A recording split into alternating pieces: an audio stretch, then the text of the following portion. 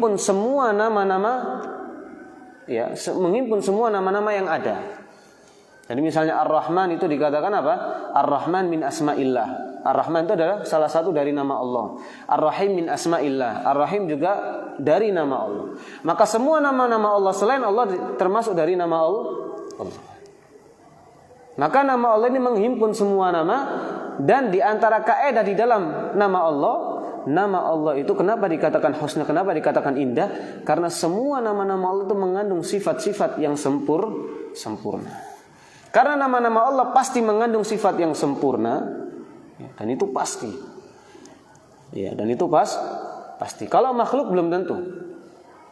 Ya, kalau makhluk nama tidak pasti mengandung sifat yang sempurna. Nama Allah pasti mengandung sifat yang sempurna. Dengan itu dikatakan husna, indah. Ya, maka ketika kita benar-benar mengimani nama Allah, memahami nama Allah, dan kita paham kandungan-kandungan dari nama Allah tadi, ya, mengandung sifat-sifat yang sempurna, semua nama menghimpun, ya, nama Allah menghimpun semua nama. Otomatis banyak sifat yang harus kita pahami. Nanti akan kita pelajari nama-nama selainnya. Ya, berarti nama Allah ini nama yang sangat agung. Maka siapapun yang benar-benar memahami nama Allah, ya, dengan kandungan-kandungannya tadi, pasti akan memiliki dampak atau efek yang baik. Yang pertama, ya, musannif di sini mengatakan idza arafal mu'min ma'na hadzal ismil 'adzim wa ma yastalzimu minal asma'il husna wa sifatil 'ula lillah ta'ala fa innahu yatba'u fil qalbi ma'ani 'adzimah wa atharan jalila min ahammiha. Jadi beliau mengatakan, ya, apabila seorang mukmin telah memahami nama yang agung ini dan keharusan, ya, konsekuensi dari apa?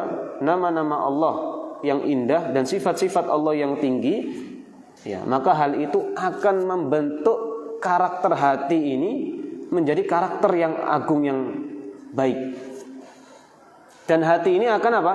Memiliki apa? Pengaruh yang sangat baik. Ya, jadi ini masalah hati.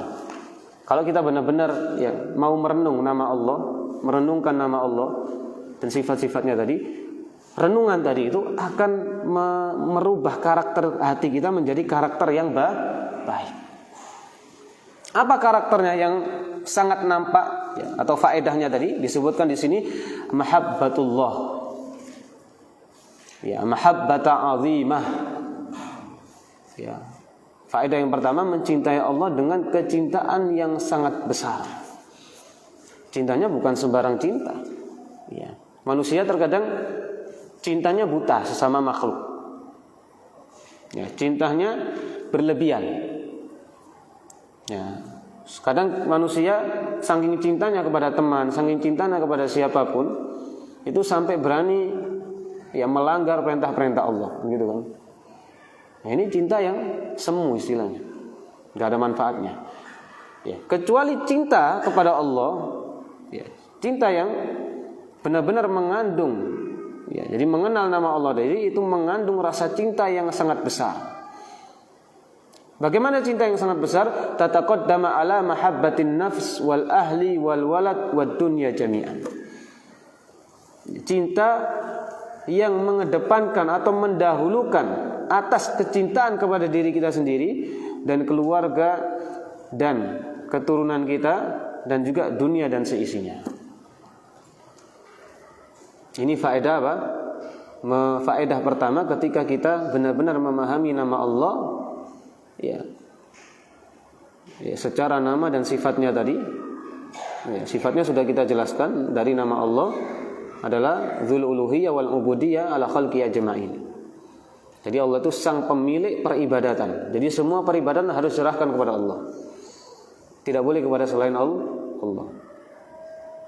Ya, Allah yang memiliki peribadatan. Ya.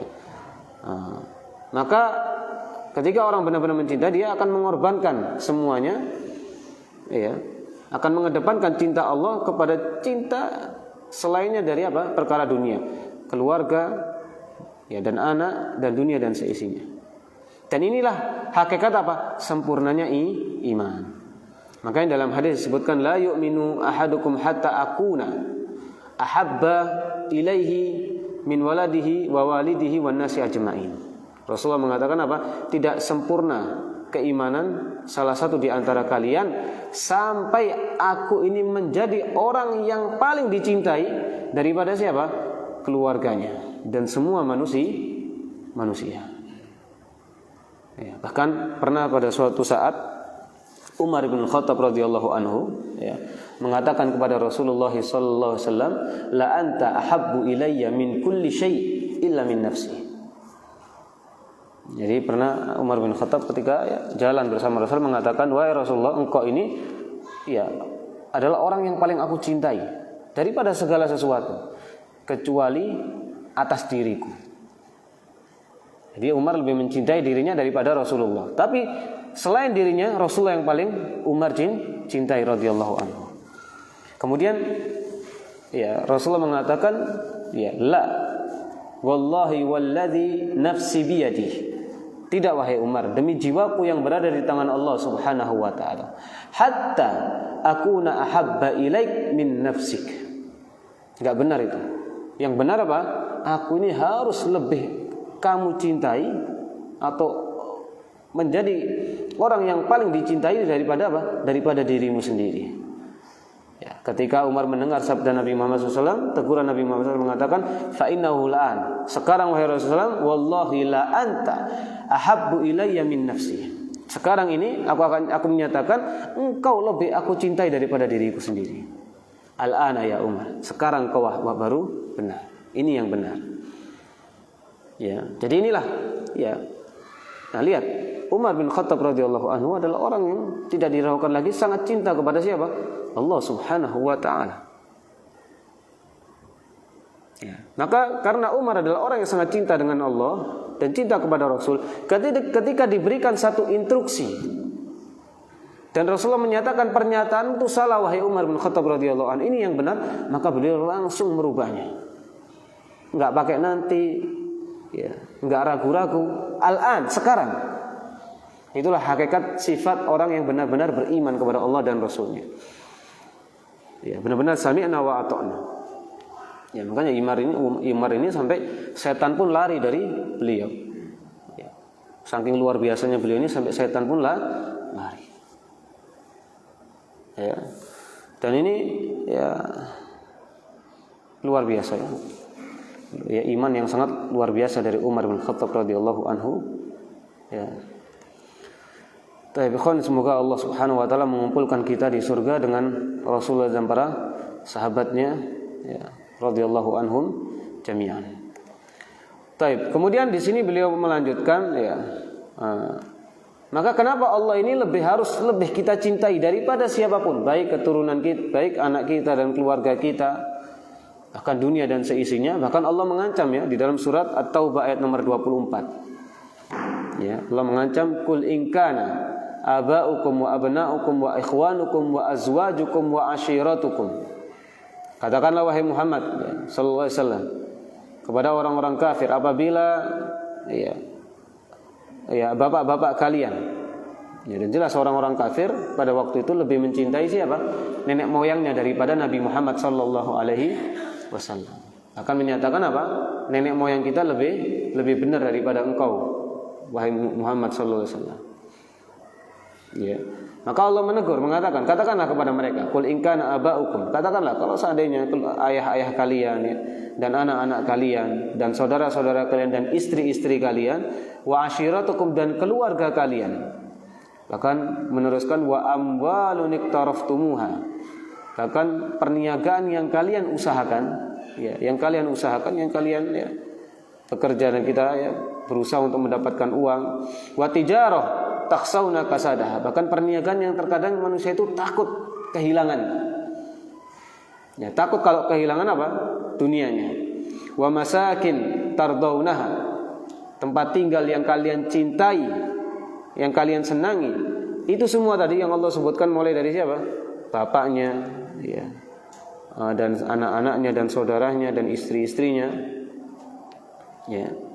Kenapa Allah menyebutkan istri-istrinya? Karena memang orang jahiliyah zaman dahulu itu istrinya itu enggak cuma 4, 10. Ya, enggak ada, karena di zaman jahiliyah itu enggak ada aturan. Ya, pokoknya hawa nafsunya kepingin sama perempuan ini ya sudah dia lakukan. Islam datang diatur. Ya. Islam datang diatur. Ya, boleh ya seorang lelaki menikah lagi tapi dengan syarat-syarat tertentu, syarat-syarat yang harus dipenuhi. Itu dijelaskan oleh para fuqaha di dalam kitab-kitab fikih. Kalau dulu nggak ada aturan, pokok sesuai hawa nafsu mereka. Ya, makanya ketika orang-orang jahiliyah masuk Islam itu ada yang istrinya misalnya 10 sama Rasul disuruh nyerahkan. Tidak boleh lebih dari 4. Ya. Karena memang Islam ini agama yang penuh dengan aturan dan benar-benar menertibkan. Ya, agama yang mengajarkan kesetaraan. Kemudian Allah mengancam di dalam surat ini, ya ahabba ilaikum minallahi wa rasuli. Semua itu lebih kalian cintai daripada Allah dan Rasulnya, dan berjihad di jalan Allah Subhanahu wa taala, fatarabbasu hatta ya'tiya amrullah. Tunggu ya, sampai datang apa? Azab Allah, cepat maupun lambat. Kemudian Allah mengatakan apa? Wallahu la yahdil qaumal fasikin. Allah tidak akan memberikan hidayah kepada orang-orang yang fasik. Jadi orang-orang yang mengedepankan cinta dunia daripada cinta kepada Allah dan Rasulnya adalah orang-orang yang fasik. Ya, salah satu ciri khas orang-orang kafir. Makanya Allah juga mengancam dalam surat Yunus, innal ladzina la yarjuna liqa'ana waradu bil hayatid dunya watma'annu biha. Orang-orang yang la yarjuna liqa'ana, orang-orang yang enggak beriman kepada Allah. Waradu bil hayatid dunya, dan mereka sangat cinta dengan kehidupan dunia. Ya, cinta yang di sini cintanya benar-benar apa? Sebagai ambisi utama. Bukan berarti enggak boleh kita bekerja, kita menikmati dunia, boleh. Para sahabat itu yang kaya banyak. Utsman bin Affan kaya. Bahkan sedekahnya enggak main-main. Abdurrahman bin Auf ya, pernah bersedekah itu separuh hartanya. Waktu itu separuh hartanya itu 4.000 dinar. 4.000 dinar. 1 dinar tuh sekisaran ya, 1 dinar ya 2.200.000 sampai 3 juta kalau dirupiahkan. Nah, Abdurrahman ibnu Auf itu pernah sedekah berapa? Separuh hartanya pada zaman Rasulullah. Separuh hartanya berapa? Disebutkan 4.000 dinar. Wis antum hitung sendirilah. Ya, berarti jumlah kekayaannya pada waktu itu berapa? 8.000 dinar. Ya, kaya, luar biasa kayaannya. Sampai pernah itu ya, di Madinah, ya, kafilah dagangnya Abdurrahman bin Auf itu menggoyangkan kota Madinah. Rumah kita kalau di samping jalan besar ya, banyak truk lewat itu kan goyang kadang kan. Nah, ini apa? Kafilahnya Abdurrahman bin Auf dulu onta kuda itu menggetarkan kota Madinah. Sampai Rasulullah pernah heran, kaget. Kok rumahnya ini goyang? Ya. Aisyah mengabarkan, ya siapa lagi kalau bukan Abdurrahman ibnu Auf, kafilah dagang Abdurrahman ibnu Auf. Tadi nggak ada masalah kita menikmati harta, kita bekerja profesional, kita punya harta kita menikmati. Tapi apa? Lihatlah sahabat-sahabat itu meskipun mereka menikmati harta mereka, tapi apa? Mereka tidak lalai kepada siapa? Kepada sesama manusia. Artinya muamalah mereka benar-benar ada di jalan Allah Subhanahu wa taala. Yang mensejahterakan kaum muslimin. Bahkan Abdurrahman bin Auf itu sampai berinfak kepada satu kabilah. Sedekah kepada satu kabilah, yang benar-benar satu kabilah diinfak. Pernah bersedekah ya berapa ya, dengan jumlah yang sangat luar biasa dari kendaraan-kendaraan. Itulah para sahabat radhiyallahu anhu. Ya, makanya kalau kita ingin kaya enggak ada masalah, tapi lihatlah, pelajari dulu bagaimana kayanya para sahabat. Ya. Ya, ini tadi kembali kepada surat Yunus ya. Innalladzina la yarjuna liqa'ana wa radu biha watma'annu biha ya. Dan dia tenang dengan dunia tadi. Ya. Walladzina hum an ayatina ghafilun. Mereka itu adalah siapa? Orang-orang yang lalai dari tanda-tanda Allah, dari ayat-ayat Allah. Ya, ulaika ma'wahumun nar. Allah mengatakan apa? Mereka itu tempatnya di neraka. Bima kanu yaksibun, karena perbuatan mereka sendiri. Ya, makanya kenapa para sahabat itu infaknya luar biasa, karena memang apa? Orientasi hatinya itu akhirat. Nah, itulah. Orientasi hatinya itu akhirat. Jadi berapapun kekayaan yang mereka dapat, ya, mereka juga orientasinya akhirat. Itulah pentingnya kita apa? Menjadikan hati kita orientasi akhirat. Ya. Tabiqani fi dinazanillahu wa iyyakum. Ya, karena memang ya Allah lah ya disebutkan di sini li'annahul ma'lu al-ma'bud wahdah. Karena memang Allah itu yang disembah ya, semata ya, yang Maha Esa, dan Allah lah yang berhak disembah, satu-satunya yang disembah. Wa huwal mun'im, yang Maha memberi nikmat. Ya. Wa huwal kemudian wa huwal mun'im. Ya wa huwal ladzi lahul khalqu wal amru. Bahkan Allah yang juga menciptakan. Ya. Bahkan segala urusan siapa? Allah yang mengatur. Maka semua ini mengharuskan apa? Mengharuskan rasa cinta kepada Allah Subhanahu wa taala. Ya, mengharuskan rasa cinta kepada Allah Subhanahu wa taala dan mencintai apa yang Allah cintai. Ya, dengan dasar-dasar tadi Allah yang disembah ya, semata, Allah yang apa? Maha memberikan rizki, Allah yang memberikan semua kenikmatan kepada kita. Ya, Allah yang menciptakan kita, semua urusan ada di tangan Allah Subhanahu wa taala, maka hal ini berkonsekuensi apa? Memiliki rasa cinta ya. Siapa saja yang Allah cintai. Ya, dan apa yang dicintai oleh Allah Subhanahu wa taala. Ya, maka kita ini disebutkan di sini wal muwalatu wal muadatu fih. Maka kita ini harus cinta dan membenci karena Allah. Inilah puncak apa? Iman kita. Iman yang paling tinggi ketika kita bisa membenci dan mencintai karena Allah Subhanahu wa taala. Ya, dan ini berat. Enggak gampang. Kalau kita enggak banyak tadabbur Al-Qur'an ya, kita enggak banyak tazkiyatun nufus ya, introspeksi diri. Kita sering menghitung dosa-dosa kita. Nah, ini susah. Untuk menerapkan ya, mencintai Allah ya daripada segala hal ya, ini berat. Ya. Tapi khani fi din azani Allah wa yakum. Oleh karena itu ada hadis yang juga populer dari Rasulullah SAW, salatu man kunna fihi wajada halawatal iman. Ya, salatun man kunna fihi wajada halawatal iman. 3 sifat. Ya, dengan 3 sifat tadi seseorang benar-benar mendapatkan apa? Manisnya iman. Manis ini bukan berarti secara ya lisan ya, tapi manis ini maksudnya apa? Kita ibadah merasa nikmat. Ya kan terkadang kita ini sholat itu banyak orang sholat dia tidak merasa nikmatnya sholat. Sholatnya keburu-buru, baca Quran nggak betah. 1 lembar itu, ya kalau orang nggak memiliki halawatul iman berat sekali bacanya. Ya mungkin 1/2 lembar sudah ngantuk, 1/2 lembar sudah ngelamun mikiri hal-hal yang di luar. Ya.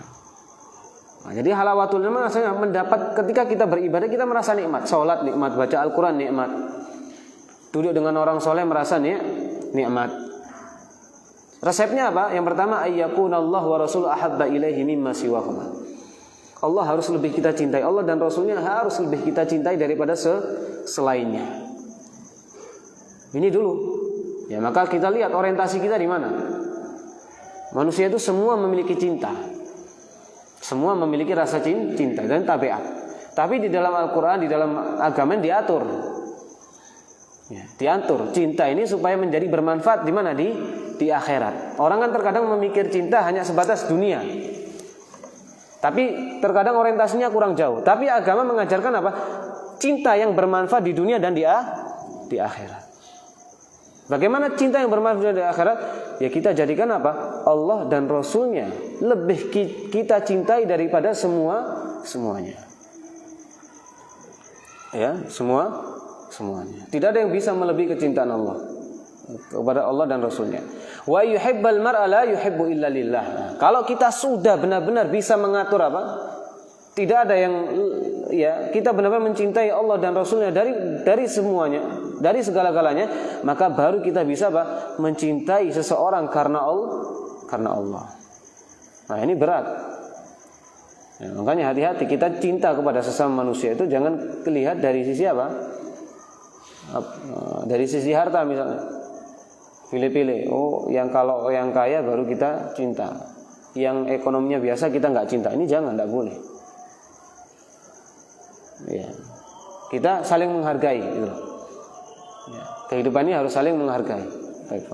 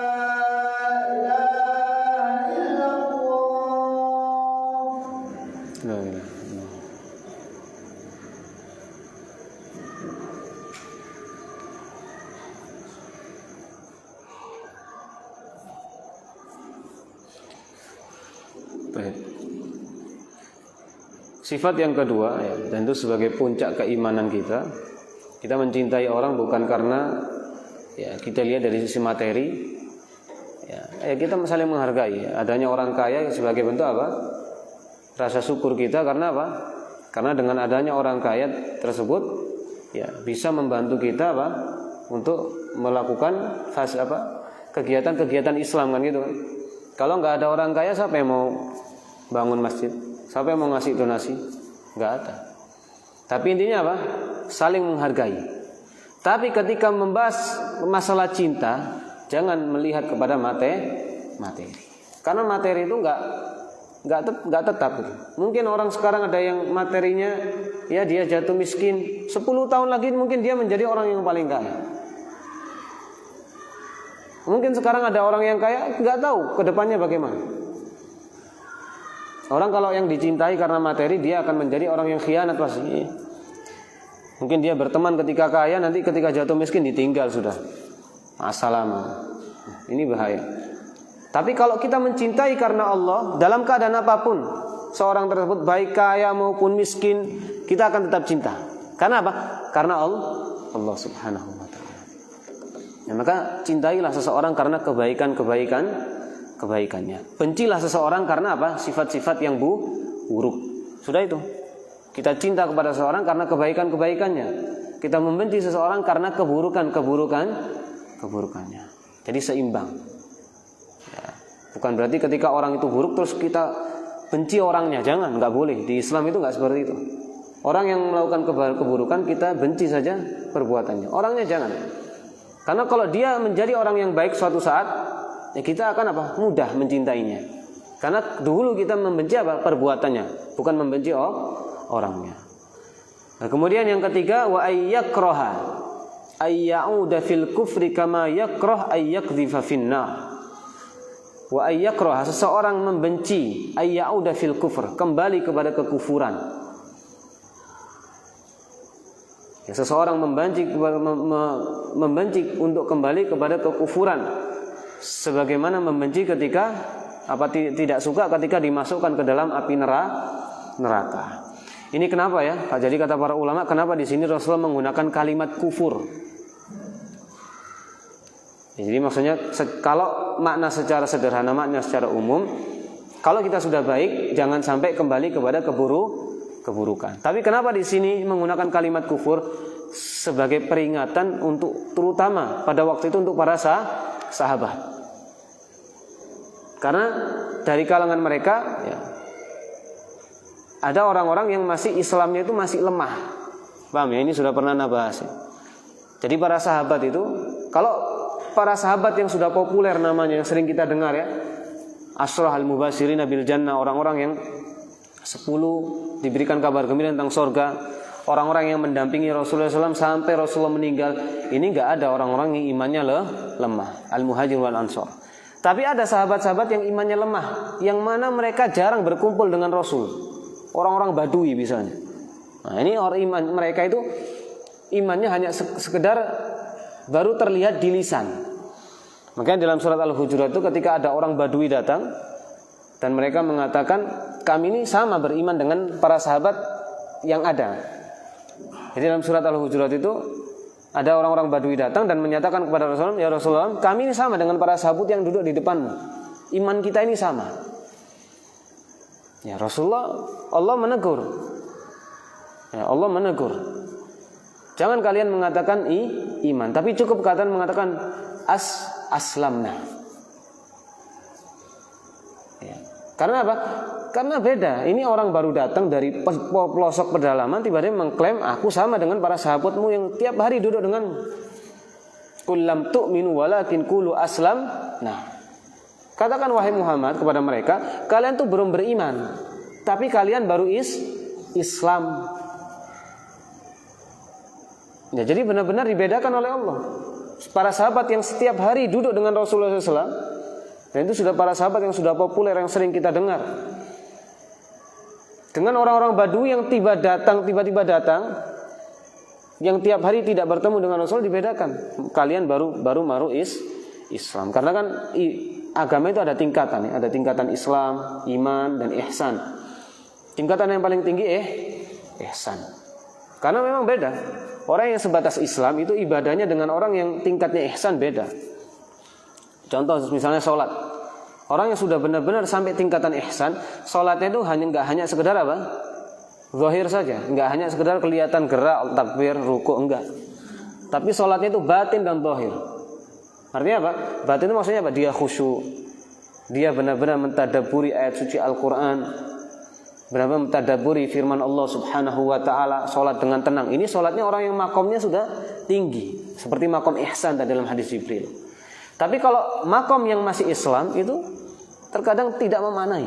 Sampai pernah ya Abdullah bin Abbas itu diceritakan dalam sebuah hadis yang sahih, pernah melihat orang sholat kayak apa? Kayak ayam matuk makannya. Ayam kalau matuk makannya apa? Cepat kan? Tuk kan gitu. Ditegur oleh Abdullah bin Abbas. Sejak kapan kau sholat seperti ini? Orang ini jawab, artinya kan nggak sama gitu. Pada zaman sahabat sendiri sudah ada perbedaan. Iya, ditegur oleh Abdullah bin Abbas. Sejak kapan kau sholat begini? Selama berapa tahun? 40 tahun aku sholat seperti ini. Kayak ayam makan. Kata Abdullah bin Abbas, kalau 40 tahun, ya, kalau engkau sholat terus dalam keadaan seperti dan engkau sampai meninggal, engkau mati dalam keadaan apa? Mati tidak di atas sunnah. Nah, ini ngeri sekali pernyataan dari Abdullah bin Abbas. Artinya engkau mati dalam keadaan apa? Tidak mencontoh Rasulullah sallallahu alaihi wasallam. Kalau engkau mati dalam keadaan sholatmu seperti ini, engkau mati bukan di atas sunnah. Artinya apa? Khawatir sholatnya nggak diterima. Ya, menunjukkan apa? Beda ibadahnya orang yang sudah sampai makom ihsan dengan orang yang baru Islamnya itu baru apa? Zahir saja. Makanya Islam kita harus ditingkatkan. Terus belajar ya tentang keimanan, beriman salah satu untuk meningkatkan imunitas iman kita dengan apa? Dengan mempelajari nama-nama Allah Subhanahu wa taala. Jadi Rasulullah mengatakan apa? Wa ayyakraha. Nah, ini sebagai peringatan bagi siapa? Para sahabat waktu itu, terutama siapa? Para sahabat yang imannya lemah. Tapi tadi ya, bukan para sahabat yang namanya sudah populer, bukan para sahabat yang setiap hari bertemu dengan Rasulullah, bukan. Karena istilah para sahabat itu ada istilah umum.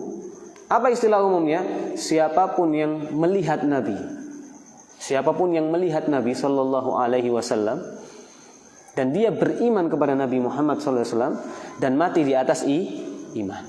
Jadi ketika Rasulullah SAW haji wada, itu yang melihat Nabi, meskipun tidak tiap hari kumpul, itu dikatakan sahabat.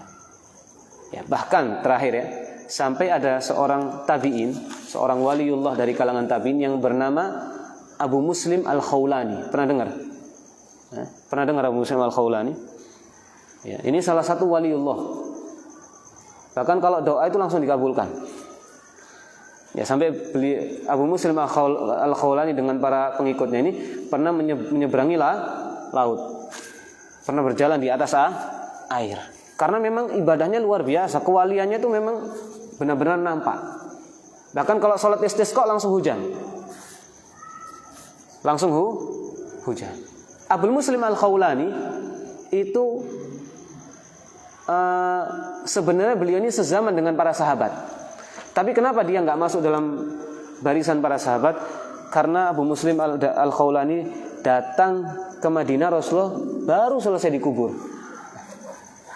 Rasulullah baru selesai dikubur.